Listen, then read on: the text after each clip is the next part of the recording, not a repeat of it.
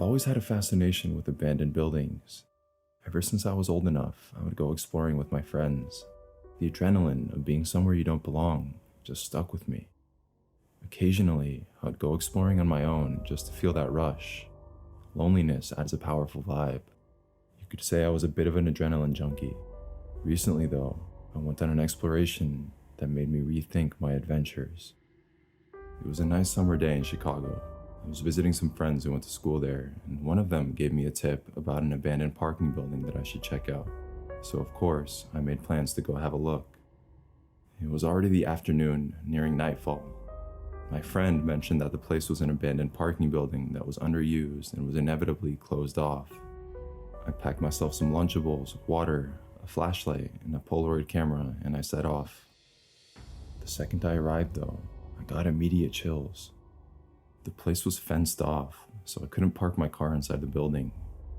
I snapped a picture of the outside of the 3-story building and then proceeded to climb the fence. As I dropped to the floor on the other side, a bone-chilling numbness shot down my spine. I felt unusually nervous. I had never felt this worried on any of my previous ventures, but undeterred, I started on my way to the abandoned parking garage.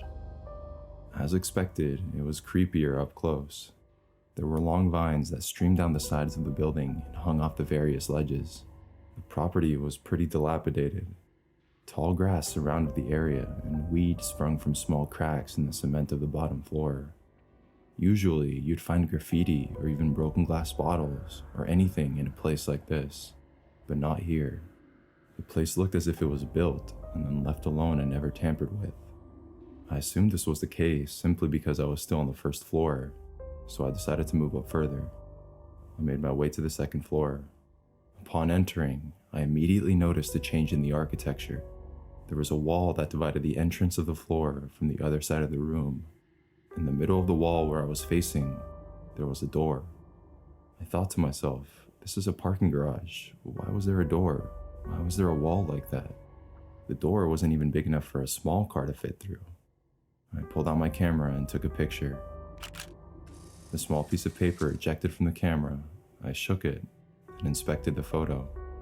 Nothing out of the ordinary, so I placed it in the pocket of my backpack and walked up to the door and opened it.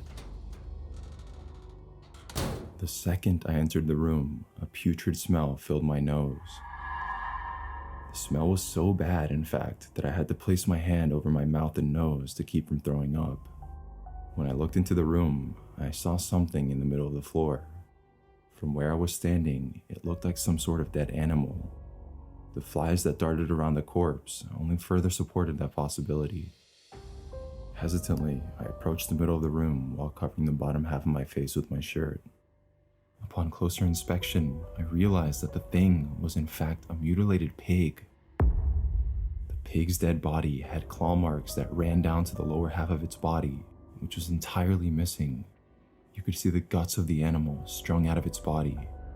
By this point, I had definitely seen enough. I turned around and made my way back to the door. I placed my hand on the doorknob, and that's when I realized that the door was locked. I never should have went up there. I sat there at the ground for a good 3 minutes, frantically pulling the knob to no avail. So I stepped back and took a deep breath, trying to clear my mind. Now calm, I began to consider my options. I pulled out my phone and was met with no signal. Despite this, I knew I could still call 911. I quickly dialed. However, no one picked up. The phone just kept ringing. I tried not to panic, as I knew it wouldn't help anything. Even so, I was still shocked. In a fit of desperation, I thought that maybe I could jump off the side of the ledge, so I walked over to the half wall of the building and peered over. My eyes widened with fear. Somehow, I was multiple stories higher than the second floor. Not just that, the building itself seemed taller than before. Despite the sensation of vertigo, I looked up. This building that I knew was 3 stories reached up above the clouds so high the top was not visible. I couldn't believe my own eyes. I pulled out my camera to snap a shot of what I was seeing, but the second I heard the click of the camera, a loud noise started going off behind the door to the room. I could see physical movements on the door that looked like pounding. Shocked, I stumbled backwards, almost falling down. The door looked like it was almost giving in. Not having any other choice, I stood up and began to run to the ramp that led to the next floor. When I got to the ramp, I began to hear another noise. I turned my head to see that the pig that was once dead on the ground was now looking over at me, squealing mildly.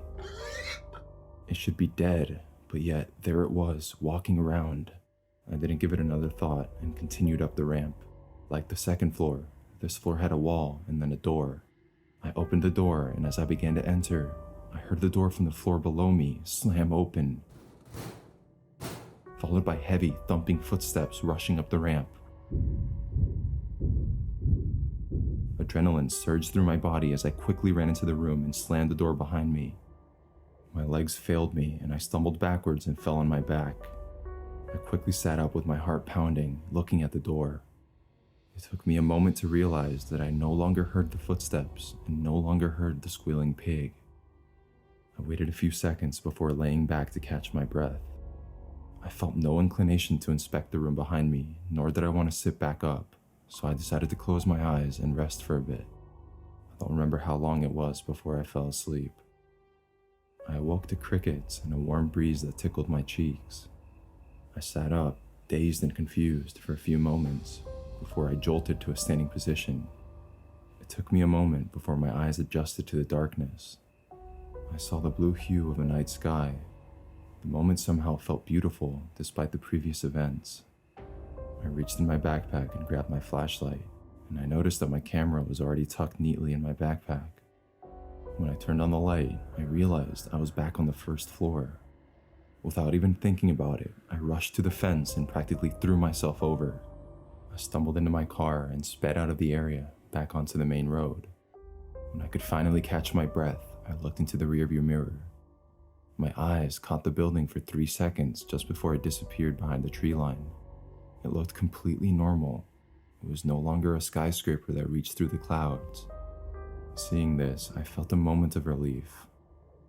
When I got back to the hotel I was staying in, I threw my backpack on the bed and sat down beside it. I had a thought that maybe it was all just a dream. Maybe I passed out due to the heat and had a nightmare. Then I opened my backpack to eat a Lunchable, and that's when I saw them. 3 Polaroid pictures. I pulled them out and flipped through them. The first one was the picture of the abandoned building that I took when I arrived. The second was the picture of the door that I saw when I reached the second floor. So it really did happen. But when I got to the third photo, my eyes widened. In the photo, I expected to see the building reaching into the skies, but instead, I saw myself standing next to some words on a wall that looked as if they were written in blood. The words read, "Never come back." I burned the pictures and decided to forget the whole experience.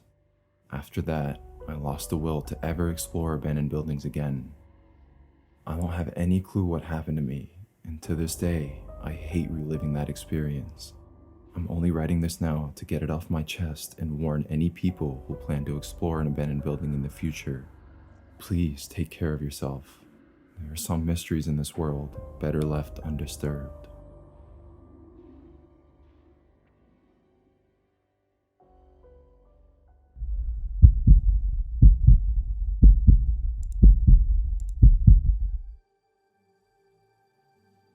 This happened to a paranormal investigator in Alberta, Canada. You are about to hear a retelling of the most terrifying case in their career from their point of view. It was 2006. I was in Calgary. My crew and I received a phone call from a lady living in Edmonton complaining about the bizarre amount of screaming that could be heard in her neighborhood. She said that there was an old abandoned hospital near her home. She then went on about how people say that it's just crackheads and homeless people screaming, but something about this seemed a little off to her. She requested that we do some research on the Charles Camsell Hospital, but little to nothing came up. However, we did discover that it had been abandoned in 1996 due to asbestos. The movie White Coats was filmed there in 2004, so I thought to myself, if there was a movie that was shot there 2 years ago, it's probably not that bad. But as I Googled the place more and more, dozens of stories started popping up. Stories that revealed more and more about its dark past. Apparently, the hospital had a gruesome sterilization section that looked like it was straight out of a horror film. Intrigued, I consulted with my team and we decided to take a look at the place. So the following day, we arrived in Edmonton. After a conversation with the property owner, we agreed that he would give us 2 hours to explore floors 2 and 3 of the hospital. Apparently, the basements had been flooded, so those 2 floors were our only options. At around 11 p.m., 3 of us were escorted by 2 outdoor security guards into one of the garages on the side of the building. They then explained to us that this is the only entrance into the building because the rest of the doorways had been sealed with barbed wire to keep the homeless population out. My mind flashed to the old lady who mentioned that there were screams coming from the hospital. If the place was sealed with barbed wire, how could anybody have gotten inside? Before we headed inside, one of the security guards told us with a wink to check out the north wing because apparently that was his favorite place. As we approached the door to the main hallway, I started getting pretty nervous. This was where the security left us all alone.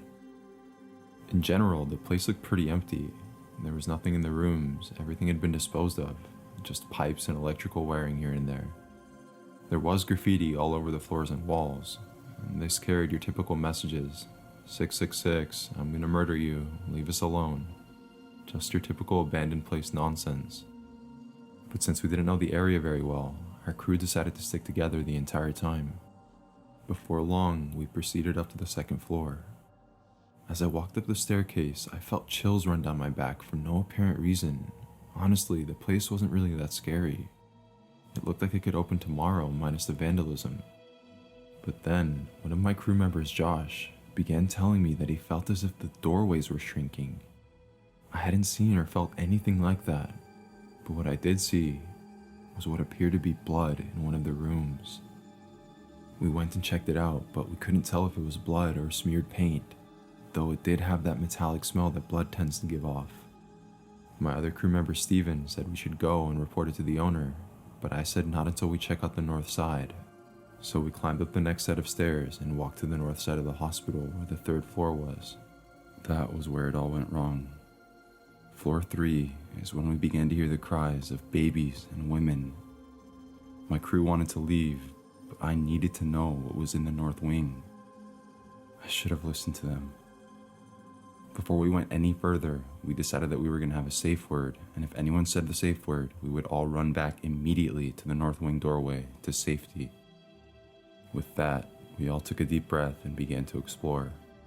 Initially, the 3rd floor seemed like any other floor, except for the occasional scream or cry of an infant. But those cries, combined with the words I began to read on the sign in front of me, made my blood run cold. The sign read, "Welcome to the maternity ward." My mind started racing, but then we all heard a voice crying for help. Being young 20-something-year-olds and really careless, we decided to follow the voice. We were led into a massive foyer. I thought I saw a pile of people in the middle of the room, but as I got closer, I determined that they were just mannequins. Except, they all had bleeding eyes. Now at this point, we began to think that this was all just some stupid joke the security guards were pulling on us, and we all began to laugh. But then we heard a new, loud, high-pitched voice scream. Before we could even react, the pile of mannequins erupted into flames, which quickly turned into a massive inferno. I then heard Steven scream the safe word 3 separate times. That was enough. We were done. We sprinted to the north wing exit, and after making sure everyone was present, we scrambled down the sets of stairs and vaulted out of the hospital as fast as we could. Once we got outside, we continued to run onto the field adjacent to the hospital. Then we collapsed and watched the fire engulf the upper floors. It wasn't long until firefighters were on the scene. They couldn't enter the building because of all the barbed wire around it, so it looked like a particularly difficult fire to fight. From the building, you could hear screams of women and children coming from the place as it burnt. Soon after, the voices distorted and began to turn, for lack of a better word, demonic. My eyes were glued to the burning building. As I heard the voices turn, I swear I saw 2 shapes in the only visible north wing window. One large, one small. I heard one of the firefighters ask the owner if there were people inside. When the owner found us in the field, he began freaking out. We explained to him what happened, and he said the mannequins were on the 5th floor the last time he checked. I saw him do some quick mental calculations, and then he said he would cover the story up, saying it was a demolition malfunction. As you could imagine, the authorities believed him. The fire went out after a few hours, leaving the maternity ward charred and covered in ash. Ever since that night, I've never returned to Edmonton. Even though it's a massive place with a population of 1 million people, it's too horrific for me to believe that that hospital still stands to this day, gazing over the city. Demolition malfunction. Yeah, right.